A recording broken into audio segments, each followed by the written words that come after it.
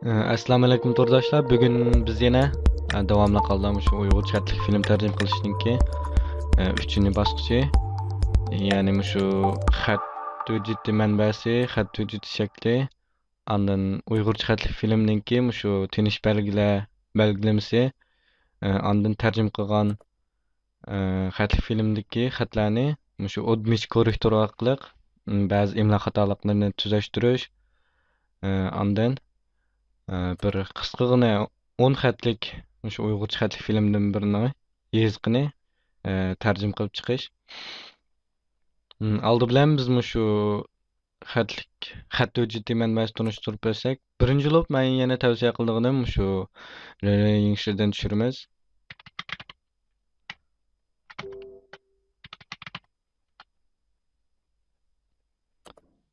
Biz yana davomli holda shu Domon Kungjen degan kinoniki xatini ulgu qilib ko'rsataylik.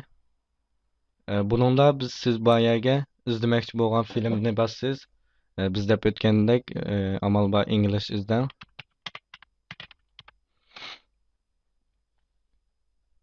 Andan mao joydan ma'zumu ya'ni xat deganni besib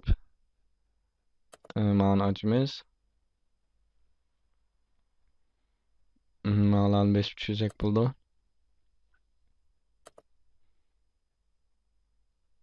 Tushirib bo'lgandan keyin buningki ichida inglizcha asarti hujjati, bu butunlay inglizcha. Andan koni yig'tiki xanzucha, buni lozim qilmaymiz. Andan xanzucha inglizcha ost-usti ESS, andan xanzucha asarti. Bizningki shu qo'sh xatli filmlarni tarjima qilish ishlatadigan hujjatimiz bo'lsa, xanzucha inglizcha ost-usti asartilik hujjati. Lekin bu yerda bu asarti hujjatini bermabdi. Shunga biz shu ishlatadigan tunji qurolimizni tunishtirib o'tamiz. Bumu shu Yingshininki o'zi ta'minlagan bir quroli. Masalan, asta qaraydigan bo'lsak, mao shijenjichi deb bu debba zimu tiaozhong zhizuo gongju deb xanzucha. Biz dal shu yerda shuni ishlatib ASS hujjatini, masalan ma'nodek kodlangan ASS hujjatini hech qanday kodlar yo'q bo'lgan, ya'ni ma'nodek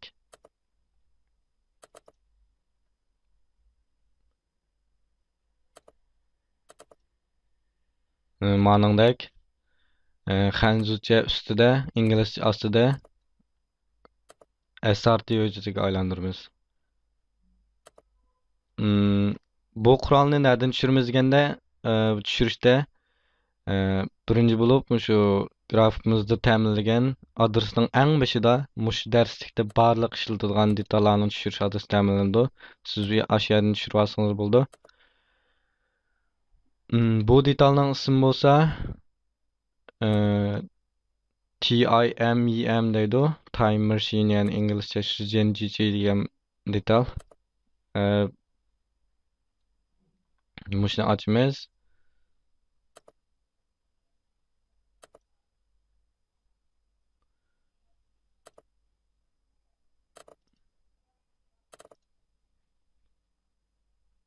Açıp biz shaklini o'zgartmoqchi bo'lgan ESS hujjatini biz bu yerga so'rab kiramiz.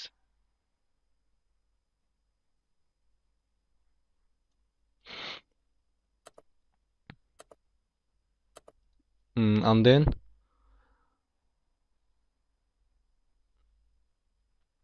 bu yerda ESS hujjatining ichidagi mazmunlar ko'rindi. Biz endi mana joydan shu tuzumu deganni besib, mana joydan SRT Gentilon andan ingliz ostida bo'lgan ma'ni tanlaymiz.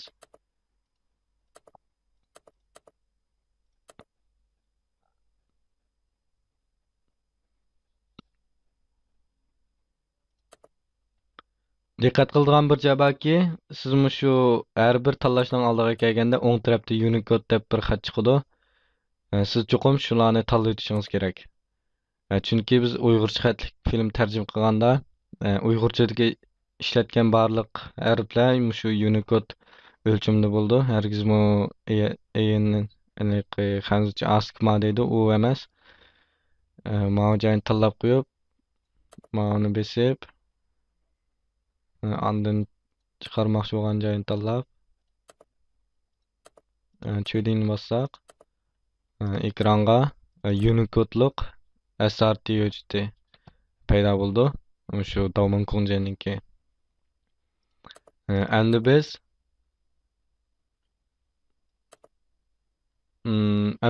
shu qisqagina qilib, shu Uyg'ur xatlik filmdagi Uyg'urcha xatlarninki tinish belgilari ustida to'xtalib o'tsam, buni yozuvchilik bilan ta'minlab turmam, o'shada oldin o'qib chiqsam. Oldindan eskartib o'tsam, xatlik filmning tinish belgilari haqida qonun nizomini chiqarmoqchi emasman. Bular faqat mening shaxsan xatlik film ishlash jarayonida yoki qancha tajribali film bekatlardan shularninki odatini ulgu qilib turib yakunlagan qisqacha bir natija bu xolos. Ba'zi joylari Uyg'ur tili grammatikasi uyg'un kelmasligi mumkin. Biroq bularning hammasi xatlik filmninki ehtiyoji uchun. Shuni ko'pchilikning to'g'ri qarashda bo'lishini umid qilmay. Shu Yingshi qatorliq peshqadam xat gruppasining xatlik filmni kuzatish orqali tinish belgilari va ularning ishlatish to'g'risida tuvandikdek bir qisqagina yakun chiqardi. Asos tilning, ya'ni shu qo'sh xatlik filmninki ustida turadigan xatda asos tilning bu yerda Uyg'urcha, inglizchada asos til Uyg'urcha bo'ldi. Barliq jumlaga chekit qo'yilmaydi. Chunki xatlik filmdagi xatning eng negizlik roli bo'lsa, filmdagi personajlarning degan gapini ixcham tushunishlik va jonliq holda ifodalab berish. Hargizmi buni maqol sifatida qilib olmaslik. Ikkinchisi bo'lsa, asos tildagi jumla oxiriga undash belgisi va so'roq belgisi qo'yilmaydi. Bu balkim ko'pinchalar ilgari so'roq belgisi va undash belgisini ko'plab ishlatgan bo'lishinglar mumkin.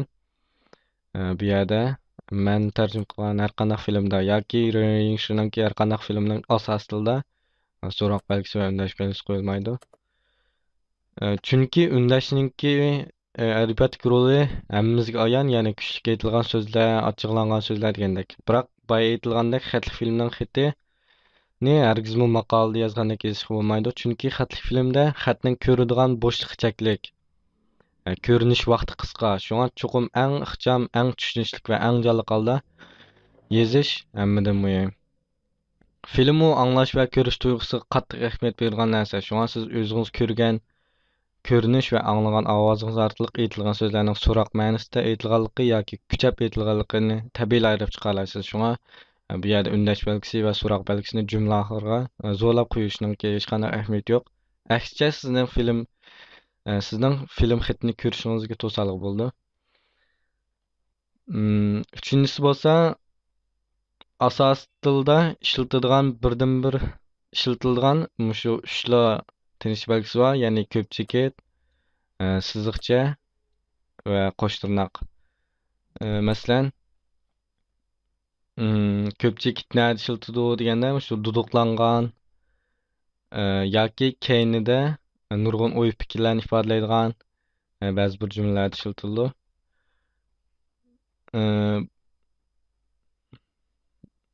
Masalan, ko'pchilikda bu ishning tegi-taktini deb masalan filmda shunday to'xtab qolgan bo'lsa, yana bir ba'zi voqealar chiqib, men toza bilmayman. Andin mau kichik siziqcha bizning hammadan ko'p ishlatiladigan tinish belgimiz. Masalan, birinchi odam so'z boshlashdan burun bir kichik siziqcha qo'yildi.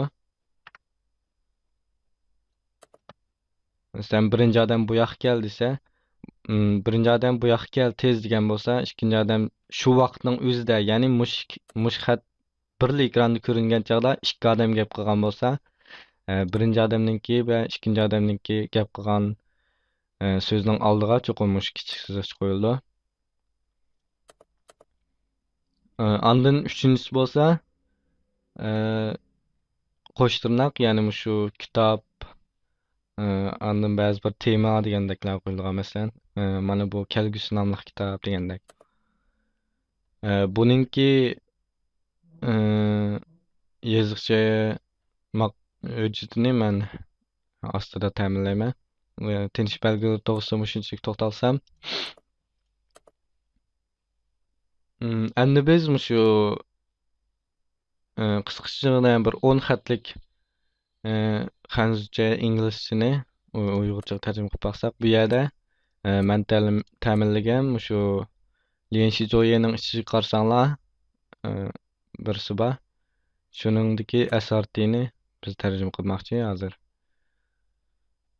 Masalan, tarjima qilganda mening tavsiyalarim bo'lsa, bir tarafdan kinoni ko'rib turib, yana bir tarafdan mas qadamda shu xatni tarjima qilishingizni umid qilaman. Xatlik film tarjima qilishdan burun men bir qancha diqqat qilgan ishlarni so'zlab o'tsam. Birinchisi bizningki xatlik film tarjima qilishda ishlatiladigan birdan-bir asosiy qurolimiz shu Jishubin bo'ldi.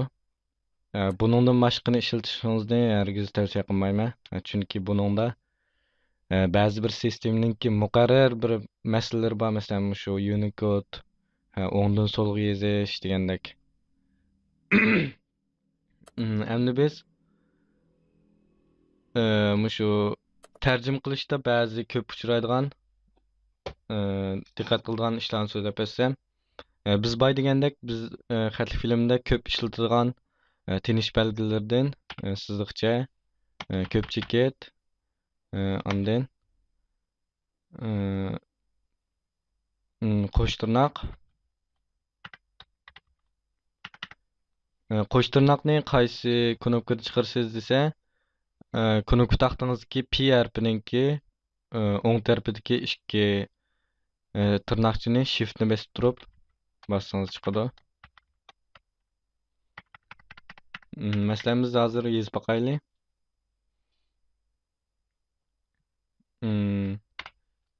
Birinchi odam gap qildi. Siziqcha men keldim deb. Ondan 4 bo'shliq siziqcha shundaqmi deylik. Bu ikkinchi odamning gap qilgani. Bu yerda qaraydigan bo'lsangiz, ba'zi do'stlarimiz balki buni o'ng chekiblar o'ngdan so'lga qilish deb mandaqlar tuzib olish mumkin. Esinglarda bo'lsinki, hargizmi o'ngdan so'lga qilib qilish bo'lmaydi. Shu TXT hujjatining ochganda qanday bo'lsa, shunday holatda bo'lish kerak. Buni o'ngdan so'lga qilib olsangiz, keyinda butunlay qalayonqancha chiqadi. Ondan yana buni diqqat qilgan joy shuki, mouse siziqchadan keyin hargizmi bo'shliq qo'yilmaydi. Masalan, bir siziqcha bo'shliq qo'ymayli yozamiz. Men keldim 1 2 3 4 siziqcha. Shundaqmi? Ondan bo'lsa, ikkinchi so'zlaydiganimiz ko'p cheket. Masalan, men 1 2 3 tal cheket bo'lib yerda. Buni toza bilmaydiganman desak, bu yerda normal chiqadi. Lekin ba'zi bir vaqtlarda masalan shu ko'pchilik jumlaning eng oxiriga kelganda masalan bir so'z men debla tukkan bo'lsa, bu chog'da bu ko'pchilik o'ngga chiqib oldi. Uningdan boshqa yana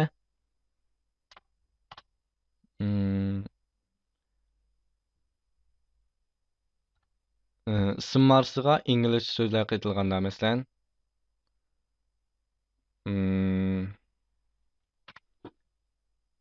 ism so'zlar orasiga cho'qim ingliz xatlar yozilgan chog'larda masalan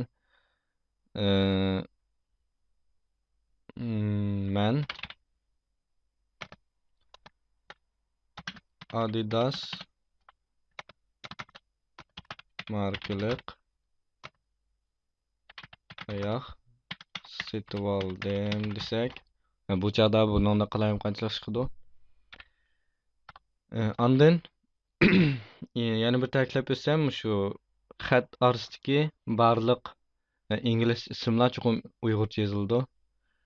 Masalan, meni ismim John. Hargizmi bu inglizchadagi bundoq yozilmaydi. Kishi ismlari chuqur uyg'urcha yozildi. Andin yana mushtaq xato ko'rinadigan ishlardan yana shu xatlar orasiga sonlar kelganda, masalan,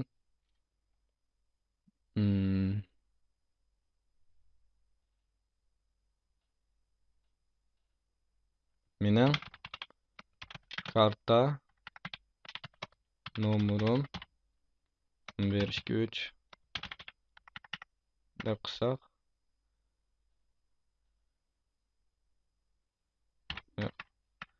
xatlar orasiga sonlar kelganda bu normal ko'rinaverdi, biroq sonlar bilan harflar aralashganda, masalan, mening karta nomerim A123 desak, A123 desak, bu chog'da xatolik ko'rindi.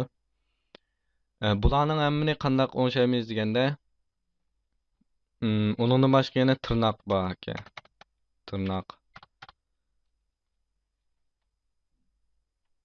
Tirnoqninkimi ba'zi qancha xatlarda tirnoq bo'ldi, lekin bu ko'p uchramaydi. Shunaqdimi so'zlab o'tsam, buningga ulgu topamdim. Men bu yo'sli yozsam, masalan, men tirnoq sen.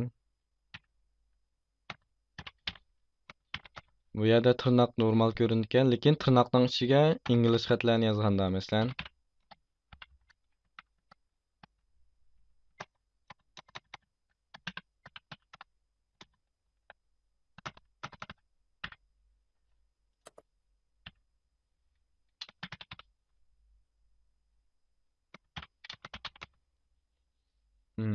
bu chog'larda mushlarninki hammani qanday o'ngshaymiz deganda, bu yerda birdan bir usul bor. U bo'lsa-mu mushundaq tirnoq harfli bog'liq bo'lgan bir so'zlar sonlar normal ko'rindi. Undan ko'pchilik oxiri kelgan joylar va shu ikki odamninki dialogiga kelgan amon siz o'ng chekib mausni mushqurga bir Unicode kunjuzufudan birini qatsiz, u bo'lsa-mu qaysi deganda LRO bo'ldi. Yo'q. Mau aslidagi RLO. Ya'ni shu right to left, ya'ni o'ngdan so'lga majbur yozilgan bir Unicode zifusi deymiz, buni belgisi degandek. O'shda bosimiz, andan biz yozadigan bo'lsak uyg'urcha o'ngdan so'lga shu peti ma'noda, masalan, men 1 2 3 4 siqcha sen. Hargizmi ma'nodek unda chiqib olmaydi. Ko'pchilikmi shundoq. Ko'pchilik jumla oxiri kelgan joyda siz o'ng chekib RLO ni bossiz, undan yana yozsiz, men 1 2 3. Qaraydigan olmasangiz ma'nodek chiqib olmaydi. Andan inglizcha harf kelganda bu sal murakkablashib ketadi. İngilizce harfda siz chuqum inglizcha harflarni o'ngdan so'lga yozsangiz kerak. Masalan, inglizcha harf kelgan jumla keldik, o'ng chekdik. RLO ni bosdik. Endi yozamiz men ingliz tanishamiz Adidas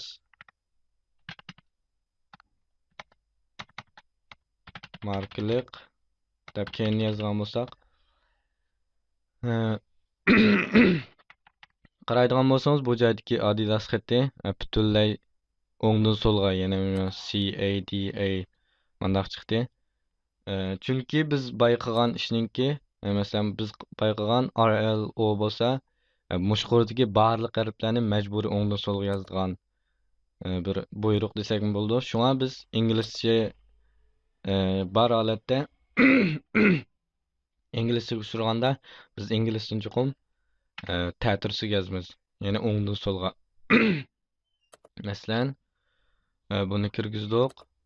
Men Adidas deganni endi biz ta'tirsi qilib C A D I D A qilib yozsak, bu normal chiqadi. Uni keyin davomlashtirsak bo'ldi.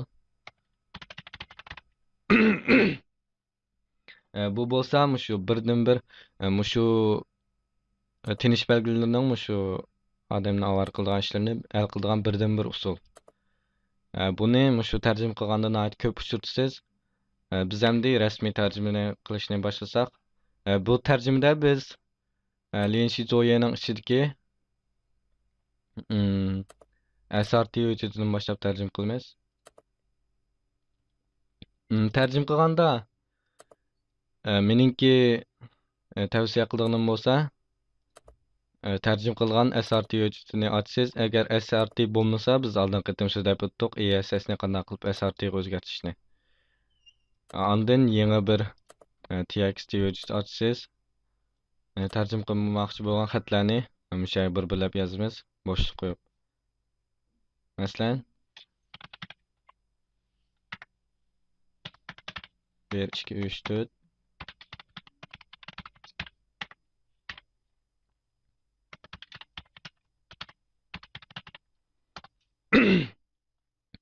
ikkinchi qor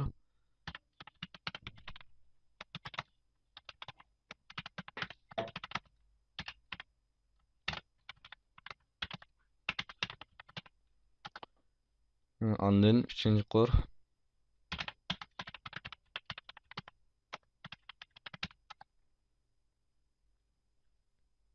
to'rtinchisi milodidan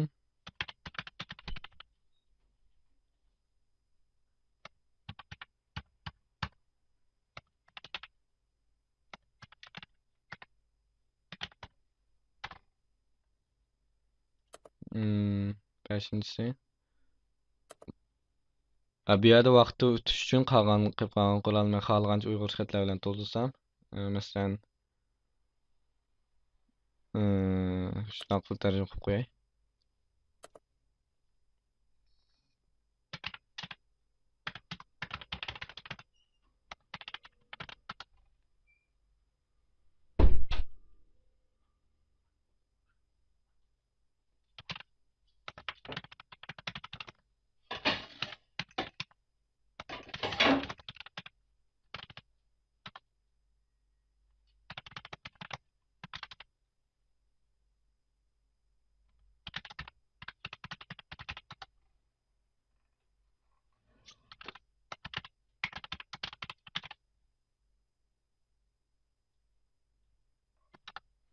Bu yerda vaqtni shunaqa qilib tarjima qilib qo'ydim.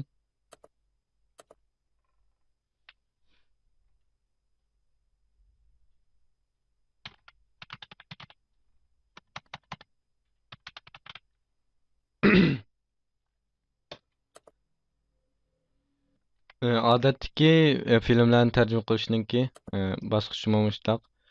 Faqat qur soni ko'proq. Bir film odatda 800-900 qur bo'ldi. Biz bu yerda faqat 9 qurni tarjima qildik. Endi biz shu uyg'urcha tarjima qilgan tarjimani saqlaymiz. Saqlaganda cho'qim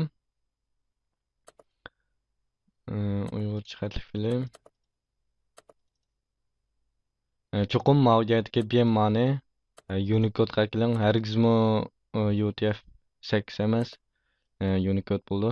Buni cho'qim diqqat qilgan joy. Uyg'urcha deb saqlaylik.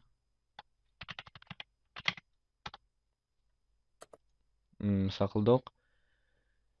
Endi biz shu uyg'urcha tarjimani tarjima qilib bo'lgandan keyin bizning qiladigan yana bir muhim ishimiz imlo tuzitish.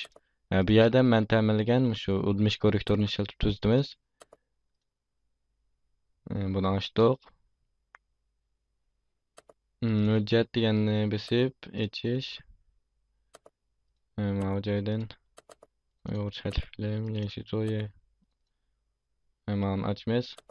Endi biz mana korrektorni besib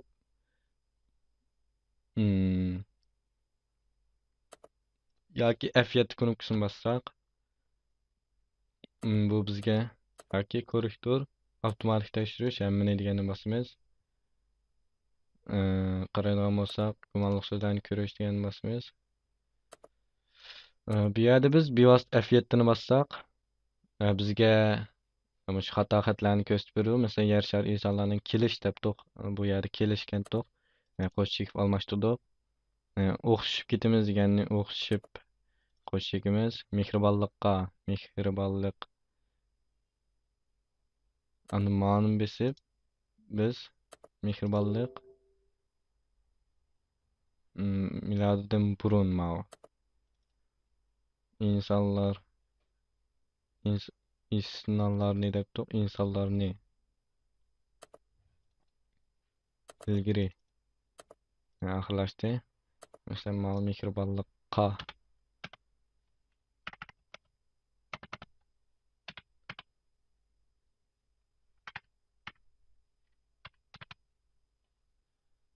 mana biz bunu saqlaymiz.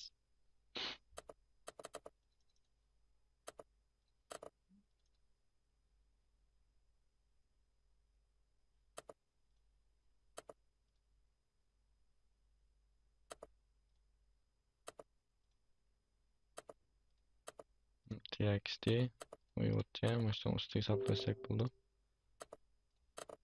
Endi chiqib qaraydigan bo'lsak,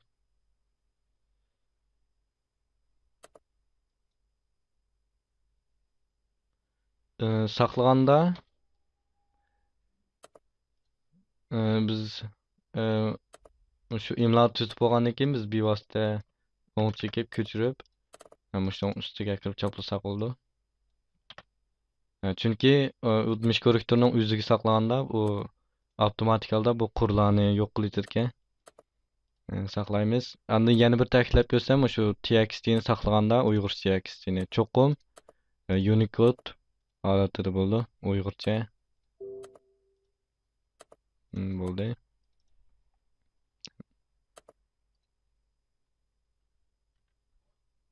Bu txt hujjatini har bir quri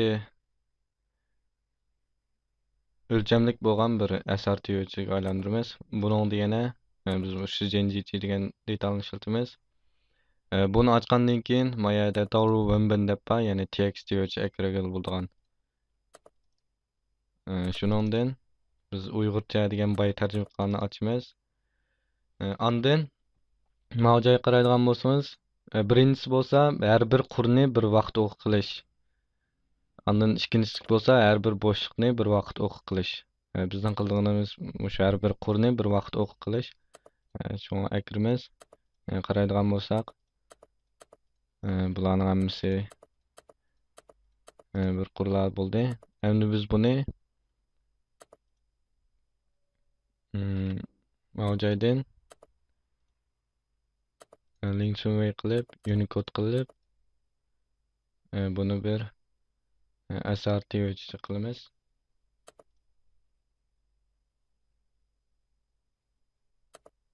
Buni oddiy qilib uyg'urcha deb qo'yay. Uyg'urcha chekit SRT. Endi buni ochadigan bo'lsak, bu yerda bir SRT paydo bo'ldi, lekin buningki vaqt o'qi hargiz tanisholmagan. Biz buni hozir tanishamiz. Endi biz bayqi mushu SRTdan biz sap inglizcha xat hujjatini ayirib chiqara olamiz. Uni biz yana shu JNGTda xat hujjatini ochib, SRTni ani mana shu tuzumni besib, inglizcha deganga klip Unicode'ni tanlab, mana besib codingni bossak, mana joyga iyon chekit SRTdan bir chiqatildi. Bu bo'lsa butunlay inglizcha. Bizning qilganimiz bo'lsa, shu uyg'urcha SRTni bilan shu inglizcha SRT ikkisini biriktirish. Biriktirgandimi inglizchaninki vaqt o'qi bor, masalan, mana 9 sekunddan 13gacha. Shu inglizchaninki vaqt o'qini ishlatib turib, ikkisini biriktirish. Uyg'urchaninki qaraydigan bo'lsak vaqt o'qi yo'q. Buningda ishlatilgan qurolimiz bo'lsa shu Shijenjichi bo'ldi. Bu qurolni ochdik. Mavjaga qaraydigan bo'lsak, shuang yuxibing ya'ni qo'shtil biriktirish deb ba. Biz mavjaydan vaqt o'qi to'g'ri bo'lgan bir xat o'tishni tanlaymiz. Bu yerda vaqt o'qi to'g'ri bo'lgan bo'lsa inglizchasi. Shunga biz chekitiyim asartini tanlaymiz. Ana mavjaydan bo'lsa tarjima o'chdi deydi. Bizning tarjima o'chimiz Uyg'urcha. Buni tanlaymiz. Anda mavjaydan barliq qullarni biriktirish deganni bassak, qaraydigan bo'lsak bu ikkisi berkidi. Endi biz mavjaydan saqlash deganni bassak, bu shu inglizchaninki ustiga saqlanib ketadi. Masalan, saqlash deganni besib, chekinib inglizcha qaraydigan bo'lsak, bu bir Uyg'urcha ingliz bir xatlik bo'ldi. Lekin qaraydigan bo'lsanglar, buningki Uyg'urchasi ostida, inglizchasi ustida chiqib oldi. Bu nayt oson. Biz yana mush detalni echib, bayqi inglizcha, Uyg'urchani echib, andan bu yerga hammani tanlab, mavjaydan zimu deganni besib, Chou Huanshan Shahang deydi. Yani ast-usti qurollarni almashtirish deganni bassak, buningda Uyg'urcha ustiga andan inglizcha ostiga tushdi. Biz buni o'lchamlik bo'lgan bir hanuzcha inglizcha, ya'ni bu yerdagi Uyg'urcha inglizcha xatga aylantiramiz. Mau Unicode deydigan joyini tanlashni unutib qolmanglar. Mau joydan. Andan inglizcha yin, buningga Uyg'urcha bo'lgan ikimiz UG deb qo'yaylik. Buni ishlatmasak bo'ldi. Chiqadigan joy yana shu. Qaraydigan bo'lsak bizga UG and yin deydigan bir SRT'ni chiqarib berdi. Bir o'lchamlik SRT. Uyg'urcha, inglizcha. Da biz shu tarjima qilib bo'lgan Uyg'urcha, inglizcha xat o'tishni filmga esib bir ko'rib baqsak, garchi Uyg'urcha normal ko'rinishmi, biroq ko'rib beqish qarajiydi.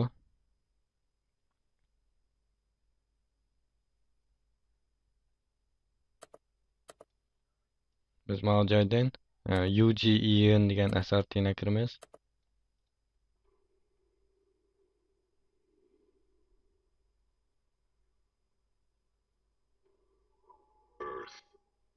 Birthplace of the human race.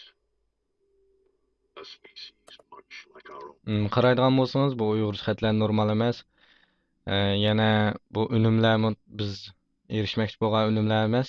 Bizninkilar qismida so'zlaydiganimiz dal Uyg'urchani normal bo'lgan Uyg'urchaga o'zgartirish ham shu o'lchamlik bo'lgan film 5 unumi, masalan tarjima qilgan kimlarni yozdigan, tarjima gruppasining ismi degandek. Ondan film xatininki o'lchamlik unumi qatorliqlarni so'zlab o'tamiz. Bu qatimki darsimiz sal uzun, lekin ammida muhim qism bo'lib hisoblandi. Ko'ngilingizga rahmat, xayr xo'sh.